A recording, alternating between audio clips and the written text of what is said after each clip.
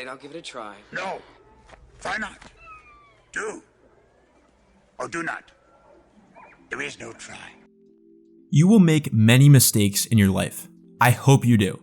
Learning from failure is one of the most powerful ways to grow.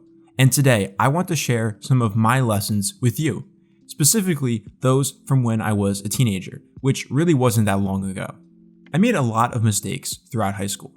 I definitely wasn't a bad person, but there were a lot of things that I fell short on. I had poor mental strength, and my daily mindset was just getting me by at best. Add in some bad habits, and the mistakes kept appearing. I want to be clear though, I have zero regrets about my past decisions, because every misstep was a new lesson to learn, a new opportunity to grow. And I'm proud to say that I have grown a lot, although I still have a long way to go. In this video, I will share my most significant shortcomings as a teenager, and hopefully hearing where I went wrong can help you if you are currently at this age. It might be just the wake-up call you needed to start making changes. Also, before I begin, I just want to state that this video won't flow like my normal videos. I will simply address each failure individually and then go into detail. With that said, let's dive into the first one.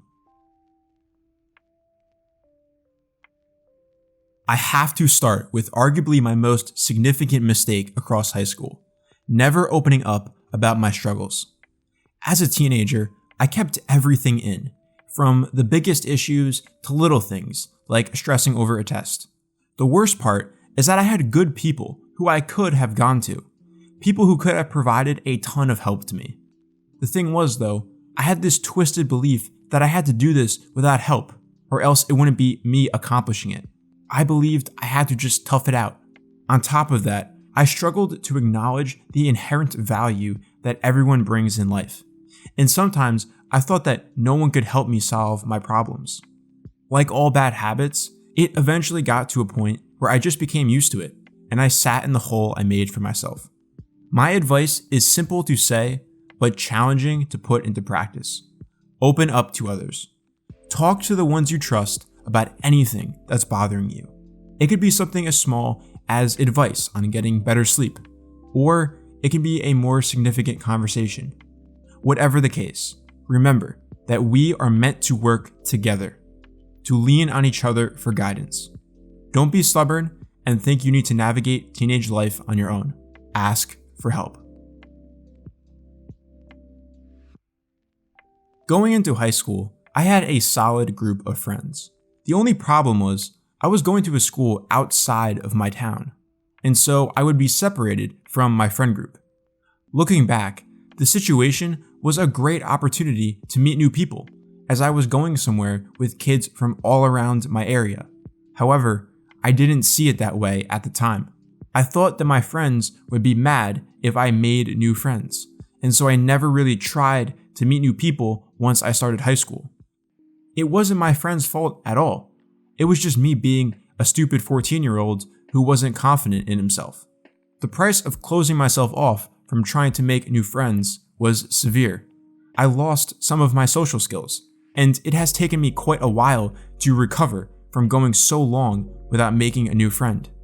My advice to avoid this scenario is this: always look to meet new people.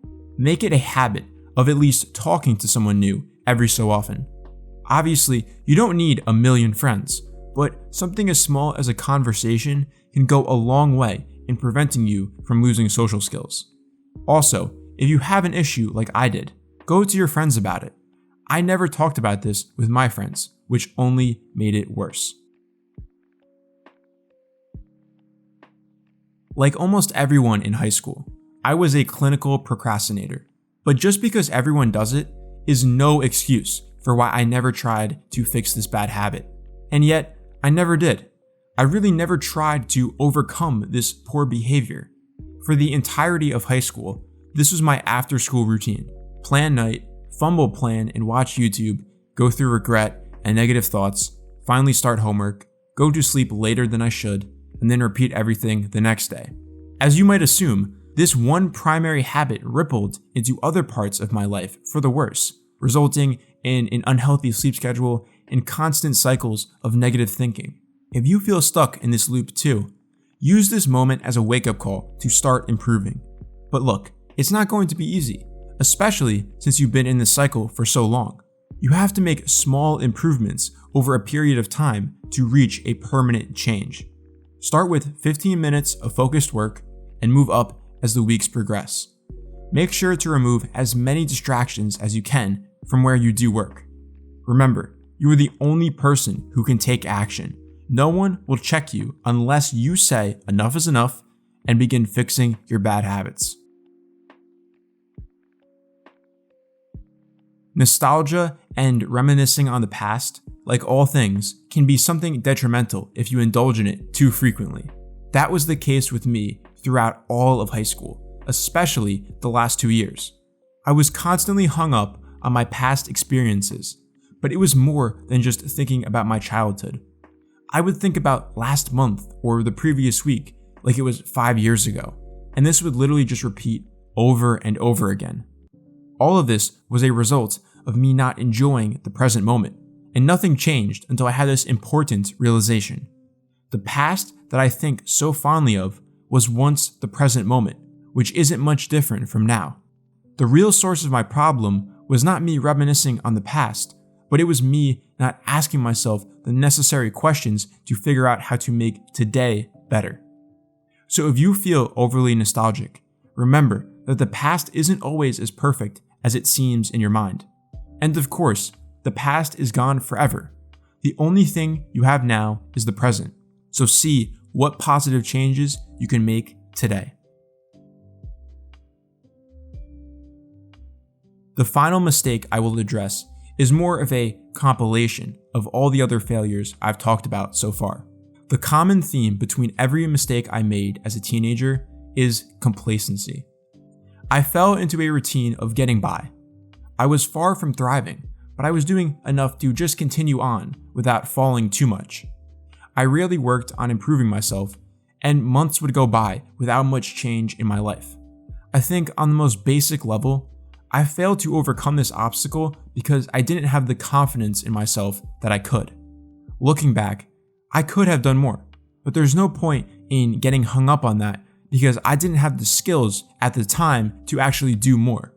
So my closing advice to you is this: even though you are young, you have an incredible opportunity to make changes in your life, but you need to be able to face risks and moments of uncomfortability, because that is where you will truly grow and learn. You might not feel like you have the courage and confidence now, but the more results you see, the more those feelings will grow inside you. And if you can build confidence at a young age, you are preparing yourself for an excellent adult life. To close out, I have an activity that I think will help you. Get a piece of paper and write down your mistakes. For each one, write down how and why they happened, whether you fixed them yet, and if not, what you need to start doing in order to do so. We need to spend more time figuring ourselves out, and I think this is a great way to accomplish that. With that said, I hope this video was worth your time, and as always, this has been Dark Horse, and I will see you in the next video. Rock the boat like a one-eyed pirate. Rick James, I could glitter on my eyes.